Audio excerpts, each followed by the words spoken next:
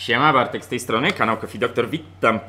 Witam Państwa na kolejnym odcinku bez dubli. Kontynuujemy serię, o którą zresztą prosiliście, słuchajcie.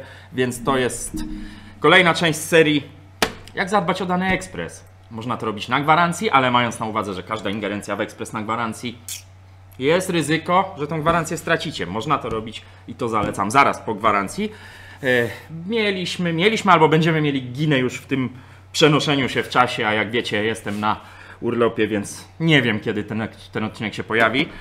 Jeśli nie było, to będzie o Latego, jeśli było, to było o Latego. W sobotnim filmie, dzisiaj w konwencji bez dubli mamy Niwonę. Niwonę, której opis od klienta jest takowy, że fajnie jakby było jeszcze ostro, że śmierdzi z niego pleśnią, bo on długo stał. Pokażę Wam, do czego sobie zajrzeć, co sobie zrobić. I tu kluczowa rzecz. Ekspres nawet wygląda Wam, powiem, na zadbany, tylko on gdzieś stał. Tu jesienny liść. On gdzieś stał i problem polega na tym, że on pewnie zapleśniał, no bo wiecie, w wylewce jest wilgoć, więc zaczynamy. Podstawowa rzecz, jaką możecie sobie zrobić, tylko pamiętajcie, wymoczenie zaparzacza wiąże się potem z jego nasmarowaniem. Ja mam tutaj specyfik, spójrzcie, nie chciałbym się oblać. To jest moja tajna mikstura pod tytułem odtłuszczacz, w moim przypadku Meglio. Troszeczkę kafizy, czyli proszku do czyszczenia, o którym była mowa ostatnio chyba na filmie. Możecie tu rozpuścić tabletkę czyszczącą do Niwony, na przykład. Plus trochę odkamieniacza, to jest taka mikstura, tylko pamiętajcie moi mili, żeby tego nie moczyć za długo, bo kafiza, czy tabletka, czy proszek czyszczący pobieli Wam te plastiki. One się zrobią białe. Nic się teoretycznie nie stanie, ale no zresztą pamiętajcie, nie za długo, 15 minut max. Ja to od razu wrzucam, widzicie w jakim stanie on jest. No capi z niego pleśnią, nie da się ukryć. Wrzucam go do tej mikstury, niech on się tu moczy. Nie mam jak tego Wam pokazać, słuchajcie, bo to się robi normalnie w zlewie, ale niech on się moczy, a my lecimy do tematów, jakie są związane z Niwoną. I z Niwoną ważna rzecz, wielokrotnie pokazywane, ale chciałem to zawrzeć w jednym filmie. Zaczynamy od odkręcenia sobie, wiadomo, tu trzeba odkurzyć, dzisiaj będzie trochę hałasu na filmie, ale zaczynamy od odkręcenia sobie tej ramki. Pamiętajcie, w tym filmie chodzi głównie o to, żeby Wam pokazać, co możecie zrobić, co warto zrobić, bez już naprawiania. Wiadomo, że ten ekspres był w jakimś serwisie, są pozaklejane tu naklejki, ja je pozrywam, żeby, słuchajcie, nie było jakiejś tu ani kryptoreklamy, albo żeby nikogo nie krzywdzić. Dziwi mnie to takie oklejanie tych ekspresów, zawsze to powtarzam, tymi plombami. No nie wiem, co tu było robione, nie znam historii, słuchajcie, tego ekspresu, więc dajcie mi chwilę, ja go tutaj pozbawię znamion, czynu innego serwisu. Nie pokazujemy nazw, tego się po prostu nie robi. Nie ma to znaczenia. Ja generalnie nie wnikam, co kto robił. Nie oceniam, nie moja to sprawa. Dobra, wracamy, słuchajcie, do ekspresu. Zaparzacz się moczy. Moczy się od 2 minut. Odkręćcie sobie tą klapkę tutaj. Torx T. Zawsze o to pytacie, ja nigdy nie pamiętam. Nie w tą stronę, Dzido. Torx. Gdzie tu jest cyferek? T10. T10, zwykły Torx. I spójrzcie, rozświetlę to na maksa, żebyście widzieli, co odkręcam. Chodzi o wyciągnięcie tej tutaj, jakby Wam to pokazać, o teraz ją ładnie widać, tej klapki, więc odkręcacie tylko wkręty, które są na tej klapce. Spróbuję to robić tak, żebyście Wy widzieli, ja trochę mniej. Jedziemy, wszystko nam powpada do tacki. A może i nawet nie, może się będą trzymać. Mamy raz. Mamy, słuchajcie, 2. Mamy 3. Mamy 4. Mamy 3. Mamy 4. Tu mamy 4. 5 krętów. Wiecie, żadna filozofia, a zaraz zobaczycie, dlaczego warto. No tutaj może jest to zły przykład, bo to jest ekspres, który stał, który tutaj zakwitł. I wyciągamy całą tą klapkę. Spójrzcie, ona ładnie tu wychodzi z wszystkimi wkrętami. A czemu mówię, żeby ją wyciągnąć? Ano właśnie dlatego. Widzicie? A teraz zobaczcie, co dzieje się tam. Tu być może będzie konieczna wymiana zaworu drenażu, ale gwarantuję Wam, po 2 latach, 3 latach tu będzie podobnie. Co z tym fantem zrobić? To, wiadomo, ponieważ mamy już, słuchajcie, miksturę, możecie to umyć pod kranem, to też nie jest problem, natomiast ponieważ ja mam już przygotowaną miksturę, w której moczy się zaparzacz, no to bum! Do tej samej wody, do tej samej mikstury. Kręty na bok, słuchajcie.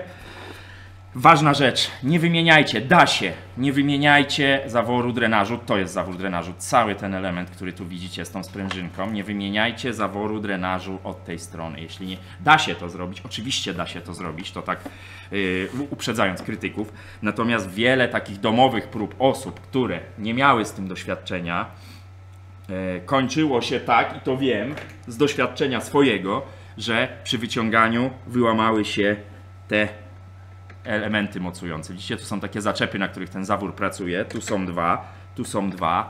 Tu jest guma spustowa zaworu, która wchodzi tam w przekładnię i tak dalej. Jak połamiecie te elementy zabezpieczające, trzymające, to macie całą przekładnię do wymiany. Przekładnia trochę kosztuje. Nie da się tego kupić. Nie da się kupić samej obudowy, więc uważajcie z tym. Zwracam waszą uwagę.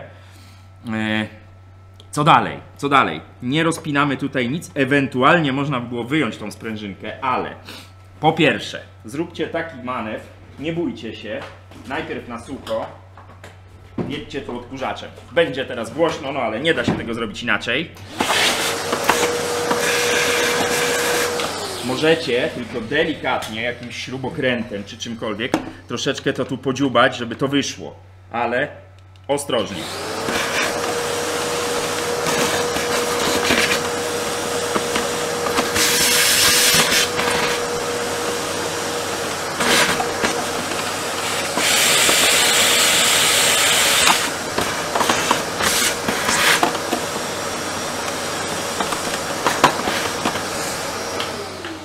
Wiedzieć, to jest ważne, że wszystko to, co tu jest w dół, widzicie, tu mam, celowo nie wyciągałem tacki, tu jest przelot, przekładnia jakby zasłania wam cały ten element. No i teraz co? Najlepiej, jakiś środek, to jest akurat odtłuszczacz, najlepszy, trzeba to wszystko tu, oczywiście z głową, tam nie lejcie, nie psikajcie w te otwory, tylko tutaj po tej przekładni, do tego kółka też możecie napsikać. I to sobie, słuchajcie, w tym czasie moknie, no bo wiadomo, takie zaschlaczki muszą trochę czasu pomoknąć, no żeby się ramoczyły, no po prostu. Więc w tym czasie możemy sobie, ważna rzecz, wyciągacie to, widzicie, tu zawsze jest trochę kawy. To tu wyjątkowo czyste, można umyć pod bieżącą wodą, tylko osuszyć przed włożeniem.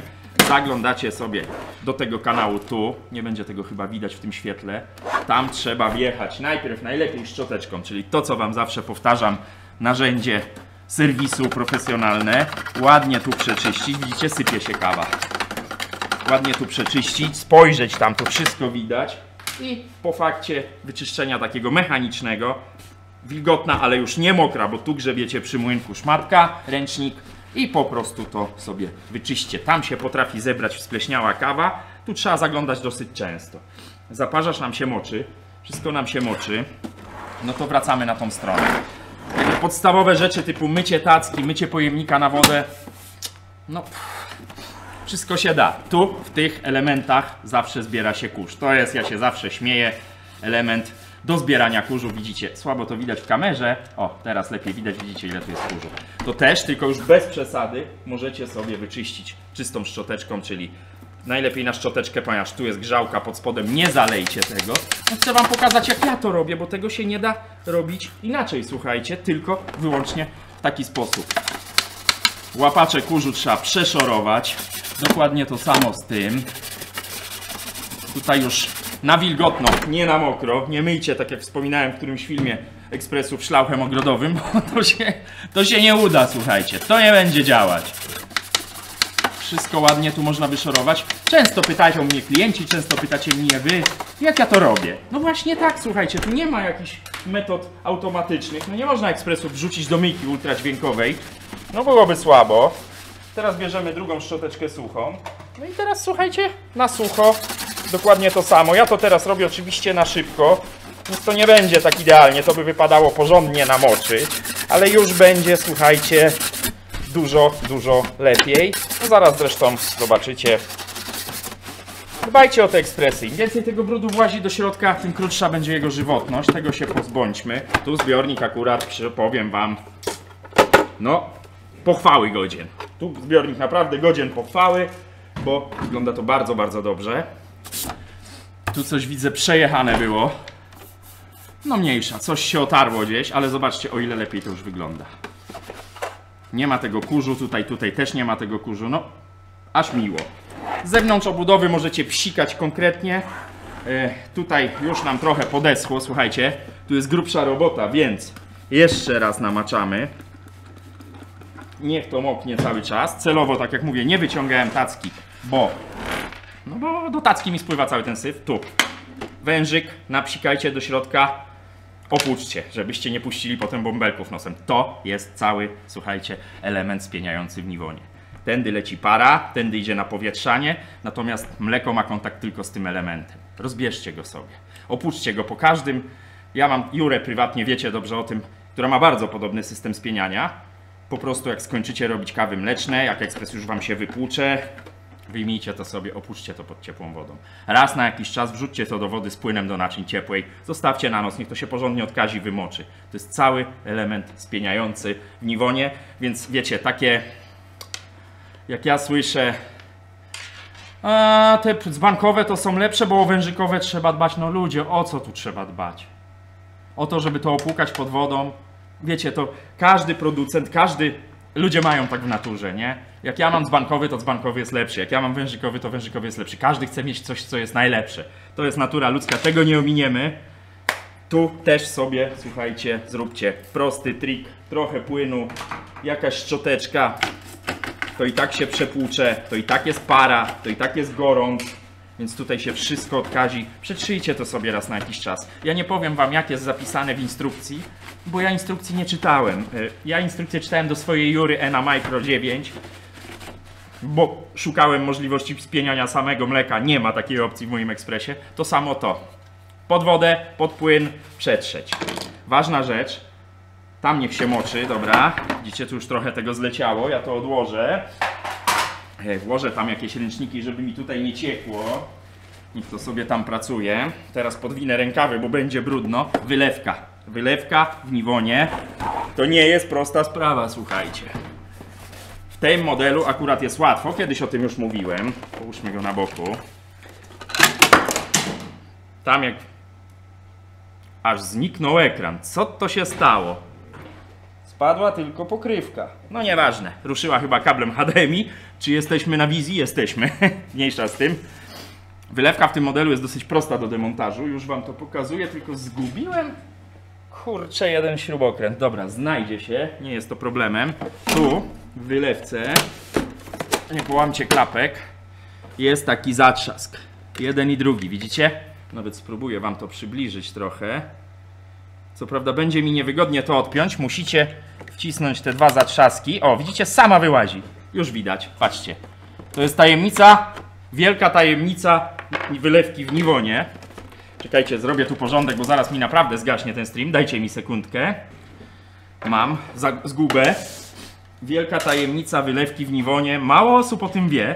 O dziwo. Jak się ściąga ten element. Jak się ściąga ten element. A jego ściąga się w bardzo prosty sposób. Tu są dwa zaczepy, wciskacie, schodzi wam cały ten, cała ta osłona, która zresztą, jak możecie sobie spojrzeć, to jest ten element. Tu jest w miarę czysto. Ten ekspres został zgłoszony na temat pod tytułem czuć z niego pleśnią. Na bank czuć z niego pleśnią. No stąd, wiadomo, widzieliście. Na bank czuć z niego było pleśnią, trochę stąd. Bardzo, bardzo często niestety czuć pleśnią z wylewki. Nie warto czyścić te wylewki. Ona kosztuje coś koło 30 zł. Zaraz wam pokażę ten element. Trzeba to tylko stąd wydostać. Trzeba pamiętać, jak to się robi. Jakiś śrubokręcik tu chyba trzeba podważyć. Nie szarpcie tutaj, żeby nie porozpinać wężyków. Tu macie wężyki spieniacza, widzicie? Tędy leci para bodajże, a tędy dostarczane jest powietrze z napowietrzacza. To się trzyma na wężykach. Zdejmujecie taką osłoneczkę. Wyciągacie sobie to i tu idą dwa wężyki w środku. Nie mam wam jak tego pokazać. Jeden widać tu. Ściągamy go. I drugi widać tu. Też go ściągamy. Tylko ich nie zamieńcie, bo będzie wam się dziwnie potem wszystko parzyło. No śmierdzi z tego pleśnią. To kosztuje około 30 zł. Można próbować to myć. To się generalnie czyści też tabletką, ale nigdy w 100%. Można próbować to myć. Natomiast ja zalecam, jak już naprawdę czujecie z tego jakiś smrodek, wymieńcie sobie ten element. No i ja nie mam akurat w tej chwili nowego. Nie zamawiam części, bo mnie nie ma, jak wiecie, ale zakładamy, że to jest nowy. Jakiekolwiek narzędzie proste, typu penseta. Nie pozwólcie tym przewodom stąd wypaść. No i teraz co? Najpierw dolny, tu. po umyciu tego. Możecie to też wymoczyć w tej chemii, jeżeli nie chcecie wymieniać. Wpinamy dolny wężyk. No tutaj niestety nie będziecie tego widzieć, ale zaufajcie mi, że go wpinam. Kurczę, nie chce się wpiąć. Oczywiście łatwiej się to robi od wewnątrz, bo wtedy możecie sobie naddać wężyka. No ale zróbmy to tak, żeby nie rozbierać ekspresu. No nie trzyma się za cholerę. Może jak podjedziemy wyżej, to go więcej uzyskam. Dobra, to zacznijmy od górnego, słuchajcie. Tutaj trochę zabawy jest, słuchajcie. Jakbyśmy zdjęli obudowę, to te wężyki można poluzować od środka, odpiąć je. Ten to wężyk kawy. Widać zresztą po jego kolorze, prawda? Wciskam go tu. Spróbujmy, no bo tutaj jakby trzymam wylewkę i odrywam te wężyki. Trzeba je dosyć dobrze włożyć. Spróbujmy. No teraz wiecie, ja widzę, wy nie, no ale nie włożę tego nie widząc co robię. O. Teraz dolny, już wkładając wylewkę. Powinno się udać, zaraz wam pokażę. O. Mamy to. Jeszcze trochę zeskoczył. Jeszcze mu damy trochę miodu. No proszę cię, wejdź. Jest to trudne z tej strony do zrobienia, ale da się. Jeszcze raz. Czekajcie. Chyba, żebym sobie jeszcze wyjął to. Nie, tego nie będę wyciągał. Lepiej się to robi od wewnątrz, no ale chciałem wam sam sens pokazania, który element wymienić należy, jeśli chcecie mieć czystą wylewkę pachnącą. O, teraz mi to wchodzi. I weszło. Siedzi. Teraz jeszcze ten element, który musi tu wejść, to tak średnio weszło. O. Czekajcie. O. Nie chce wejść, ale siedzą wężyki. To jest klucz. Jak to było? Powiedzcie, tak to było, czy odwrotnie? Chyba tak. No i mamy to złożone. Nakładamy na to osłonę. I wszystko się tu zgadza, słuchajcie. Wkładamy spieniacz, który umyliśmy w teorii. I wszystko się tu zgadza. I teraz najważniejsza rzecz. To umyte wkładamy delikatnie. To jest bardzo delikatne. Wkładamy sobie tak. Widzicie, samo wskakuje. I teraz najważniejsza rzecz. Będzie się tu teraz działo straszne zło, słuchajcie. Więc trzeba tu sobie porobić pewne rzeczy. Najlepiej to jest w ogóle włożyć tackę, bo trzeba to przedmuchać. No i tu niestety, jeśli nie macie opcji odkurzacza z dmuchaniem, tak jak mam ja, jakkolwiek by to nie brzmiało, no to wjeżdżacie tu szczotką, jeszcze można to namoczyć i trzeba to wszystko czyścić w taki sposób, że na przykład tu musicie wypychać, widzicie, wszystko w dół, do tacki. Miałem włożyć tackę, jak powiedział, tak nie zrobił. Zabiorę też tą gąbkę, bo szkoda ją, słuchajcie, brudzić. Więc wyjeżdżamy z gąbką, bo już ekspresu kładł nie będę. Wyjeżdżamy z gąbką. No i jeśli nie macie odkurzacza z opcją dmuchania, no to wszystko to ręczniki papierowe, szczoteczki i jedziemy. Ale jeśli macie odkurzacz z opcją dmuchania, tak jak ja, tylko patrzcie, co się teraz będzie działo, róbcie to najlepiej w garażu albo na dworzu. Ja muszę pozabierać rzeczy, które mogą tu odfrunąć, to po pierwsze. Po drugie się uwalić. No to jest brudna robota, słuchajcie. Odkurzacz na dmuchanie. Jakieś brudne ręczniki. No i teraz głośno, ale patrzcie.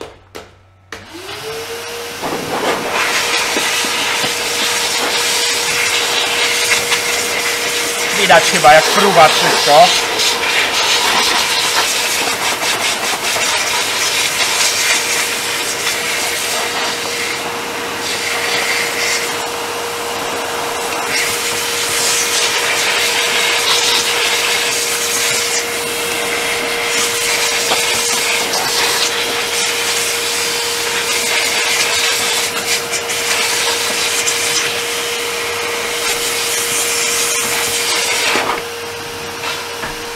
Tak z grubsza, słuchajcie, bo to też nie o to chodzi, ja już mam nawet w oczach tą kawę. No nie da się tego robić inaczej, słuchajcie. Chcę wam to pokazać tak, jak to wygląda.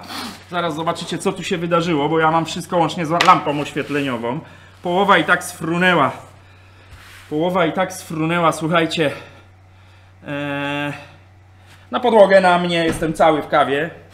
Nie rozcierajcie kawy, jak się nią posypiecie. Poczekajcie, aż sama spadnie. Ona nie brudzi, jak jest sucha. No to jest 1/4 tego, co wyfrunęło z tego ekspresu, ale spójrzcie, już po takim zabiegu widać różnicę, prawda?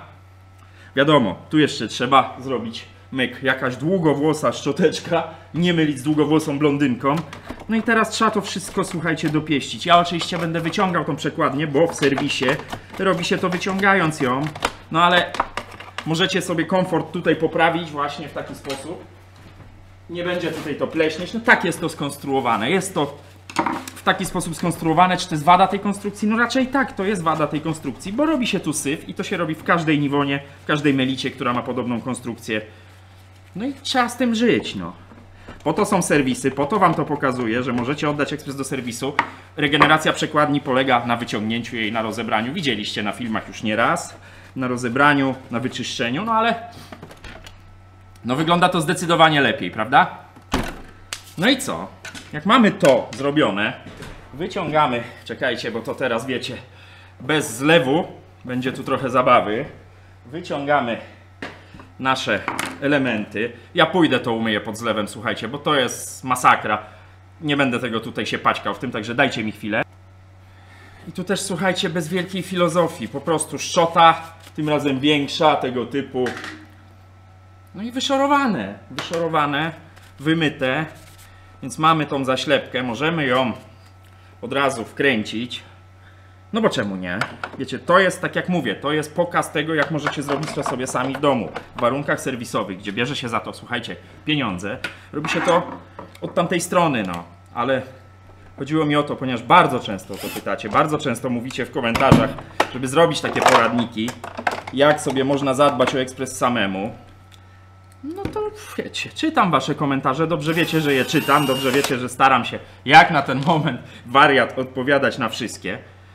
No ale jest was coraz więcej, więc teraz będzie prościej odsyłać do takiego poradnika. Mamy już, albo będzie, bo tak jak mówię, nie ogarniam się w czasie, co już było, co nie. A propos Philipsa Latte Go, świeżutki taki film. Chyba w zeszłą sobotę był, jeśli dobrze się orientuję w czasoprzestrzeni. O Philipsie Latte Go, co sobie zrobić, jak wygląda pierwszy przegląd. Macie to już na kanale, a jeśli nie macie, to będzie w najbliższą sobotę. Bo nie wiem, nie pamiętam. Będzie taki film na pewno, ale to już wkrótce o DeLonghi. No taka seria wszystkich najpopularniejszych ekspresów, bo pamiętajcie, że te Nivony czy DeLonghi w ramach producenta mają zbliżoną konstrukcję, o ile nie identyczną. Różnią się obudową, różnią się sposobem ściągania obudowy. Będziemy tą serię kontynuować, bo chcecie, a no na potrzeby ludu trzeba odpowiadać, tak? Nic nie widzę. Tu jeszcze śrubka. Ja mówię śrubka, pamiętajcie, to są wkręty, tak się mówi potocznie. Jak to wkręcacie to najlepiej śrubokrętem, zaznaczę, bo ja mam wprawę, poprzekręcacie gwinty plastikowe. Wielokrotnie mi zwracacie uwagę w komentarzach, żebym tego nie robił wkrętarką, no ale ja tych śrubek wkręciłem, tych wkrętów tysiące, więc słuchajcie, żaden w tej chwili się nie przekręcił. No i teraz co? No teraz trzeba jeszcze tu dopieścić od zewnątrz, ale to już ręcznikiem, potem wyodkurzacz ze środka. To już jest, słuchajcie, kosmetyka, o której tutaj nie będziemy mówić, bo to powinniście robić regularnie, wjechać tu odkurzaczem, posprzątać, powycierać, aby was tym różnie, przynajmniej widzę to po ekspresach, które trafiają do mnie. Więc mamy tą komorę wyczyszczoną, no i teraz zaparzacz. Zaparzacz też trafić powinien pod zlew, więc ja to pewnie uczynię, no ale go tu wyjmę, żebyście zobaczyli, bo on już się moczy, no dobre 15 minut, więc pora na niego. Czekajcie, trochę nim tutaj pomagluję w tym wiaderku. Dobra. Teraz niech obcieknie, pewnie słyszycie. No i co? I mamy go. On jest w tej chwili namoczony w tym płynie, więc ja, słuchajcie, idę teraz. Ekspres do tyłu. Widzicie, jak paruje jeszcze. Idę go umyć i pokażę wam, co jeszcze możecie sobie sami zrobić w zaparzaczu. Dajcie mi sekundę.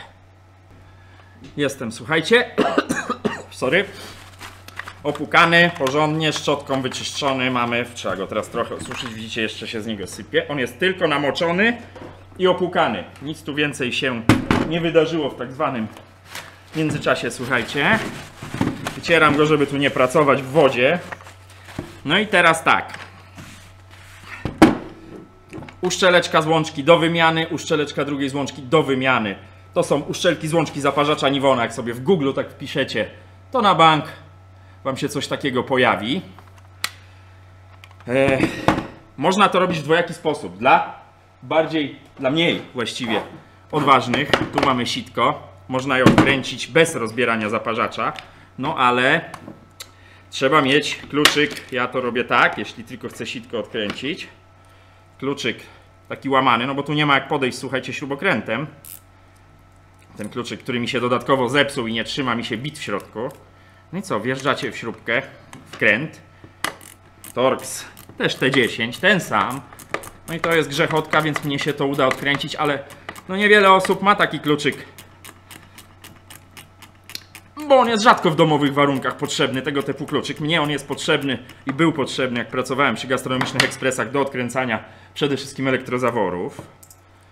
Mamy sitko, w miarę czyste nawet, no ale wiadomo. Nie zgubcie wkręta, to jest wkręt stożkowy. Widać? Siteczko do umycia oczywiście. Ja nawet tu zapsikam, niech ono sobie pracuje. Słuchajcie, oddalmy trochę. O, tu będziecie widzieć psik, psik. Wszystko odtłuszczaczem. Wszystko odtłuszczaczem. Kawa jest tłusta, słuchajcie. No i w ten sposób dostajemy się, możecie ściągnąć teraz te dwa elementy. To jest takie trzymadełko. Zobaczcie, ile tu jest kawy w tym trzymadełku sitka. Widać, nie? Też do umycia. No i na ten moment możecie sobie wziąć nową uszczelkę, umyć oczywiście tutaj tą głowicę od środka, wziąć nową uszczelkę, założyć, ale to zaraz, bo jest opcja, żeby tą głowicę porządnie wyczyścić. Tutaj mamy stare elementy, ten też niech się psika. Żeby tą głowicę porządnie wyczyścić, to trzeba ją wyciągnąć, słuchajcie. Jedna rzecz, ten element jest wyciągany. O, on jest na wcisk, widać, nawet pokażę wam z bliska. On jest na wcisk, więc on sobie leży tu obok. To jest taki wodzik, prowadnica zaparzacza. No i co? I teraz, żeby zaparzacz rozebrać, trzeba odkręcić raz, dwa, trzy, cztery i tu w środku piąty wkręt. Dalej nie grzebcie, dalej nie rozbierajcie. To jest już level wyżej. Nie będę wam tego pokazywał, żebyście sobie nie popsuli, ale żeby wydobyć głowicę, słuchajcie, bo to jest dosyć ważne, zwłaszcza w nowszych niwonach, gdzie te głowice lubią się przypychać przy zbyt miękkiej wodzie. Wiecie to z moich filmów. No więc wykręcamy te 4 wkręty. No do końca. Najlepiej do końca, słuchajcie. Wykręcamy. Plus tu jest jeszcze jeden, chyba z tej strony. No, jak nie wejdzie z jednej wkręt, to z drugiej. Tak jest. Wyciągamy. Mamy 5 wkrętów rozkręcone. I w tym momencie jeszcze trzeba ściągnąć tutaj wężyk z końcówki, który łatwo nigdy nie schodzi. Nie róbcie tego tak jak ja. Można to spróbować zrobić tak, jeśli się rozerwie, to można go też sobie wymienić. O, widzicie, schodzi. Dobra, mamy to. Teraz to rozkładamy na pół. Starajcie się zapamiętać, róbcie sobie zdjęcia. Bardzo dużo osób, jak rozbiera zaparzacz, potem chowa te dwa narożniczki, a to jest duży błąd. Te dwa pipki, nazwijmy to, wkłada je do środka do obudowy. Nie, one mają się tu opierać, bo to musi być w miarę elastyczne. Rozdziawiamy i wyciągamy całą głowicę. Zobaczcie. Tu się wszystko zachowało tak jak było, czyli te pipki, o których mówię, a tu macie głowicę w całej okazałości. Problem z nowszymi niwonami, problem z tą miękką wodą, problem w ogóle zrobieniem się kawy najczęściej w tych ekspresach. Czekajcie, żeby tu było dosyć wyraźnie, bo to jest ważne. Pojawia się tu. Nie, za grube mam narzędzie, pokażę wam. Problem pojawia się tutaj w tym zaworku. Ten zaworek służy temu, żeby zbudowało się ciśnienie, zanim kawa zacznie płynąć do filiżanki. To powoduje, że dzięki temu macie kremę, że dzięki temu ta kawa się parzy pod odpowiednim ciśnieniem. To się wciska. Jak widzicie, mogę to wciskać. Tu jest akurat w miarę czysto, ale jesteśmy się w stanie do tego dostać.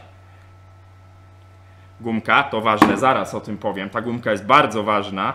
Właściwie powiem o tym od razu, bo mi wypadła. Żebyście jej nie zgubili. Ona wchodzi tu. Tu zobaczcie, do światła. Do światła, ona musi być tu. Będę ją wkładał, to wam pokażę. Tym dziubaskiem do dołu. Ona ma domykać ten element. W momencie, jak kawa się napręża, czekajcie, bo to znowu jest mało wyraźnie. Jak kawa się zaciska na tych sprężynach, które widzicie, głowica idzie do góry i ona ma dotknąć tego dzióbka, który doszczelni tutaj ten otwór. O, w ten sposób. Teraz tego nie widać. No to jest praca zaparzacza. Aby wyczyścić głowicę w środku, macie tam w środku 2 śrubki, 2 wkręty. Widzicie je? Trzeba je odkręcić. Trzeba je odkręcić. Już kończymy, słuchajcie. No bo się zrobiło już długo, ale tu macie kompendium Nivony. Tylko przypominam po raz kolejny, jeśli macie ekspres na gwarancji, zastanówcie się 2 razy, jeśli chcecie to robić, bo w ten sposób stracić możecie gwarancję. Mamy jedną, one bardzo często tu są zardzewiałe, słuchajcie, te wkręty. Czasami ciężko je wykręcić, najlepiej robić to śrubokrętem. Ja to zrobię wkrętarką. Teraz ostrożnie wyciągamy cały ten element, bo tu jest zaworek. Tu jest zaworek na sprężynce. Można to wszystko wyczyścić, słuchajcie, można to wrzucić do wody, tylko potem pamiętajcie, jak to złożyć. I ten zaworek właśnie widzieliśmy tu. Widzicie? Teraz widać, że jest prześwit w tej dziurce. Ten zaworek widzieliśmy tu. I on właśnie pod wpływem ciśnienia ma się unieść ku górze. Jak to złożyć? Analogicznie. Najlepiej sobie, słuchajcie, jeszcze, wiadomo, to wszystko do mycia. Najlepiej sobie tu włożyć od razu te wkręty, żeby one wam tam ładnie wpadły.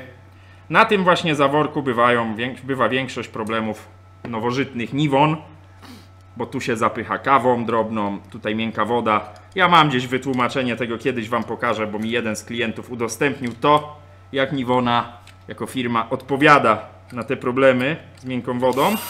No ale to zrobimy o tym osobny film. Nie będziemy się teraz na tym skupiać. Teraz się skupiamy na tym, żeby wziąć sobie w końcu śrubokręt, bo wkrętarka jest zbyt mało poręczna do takich rzeczy. Nie widzicie teraz, ale przykręcam jedną. Przykręcam jedną. Hała, dawaj.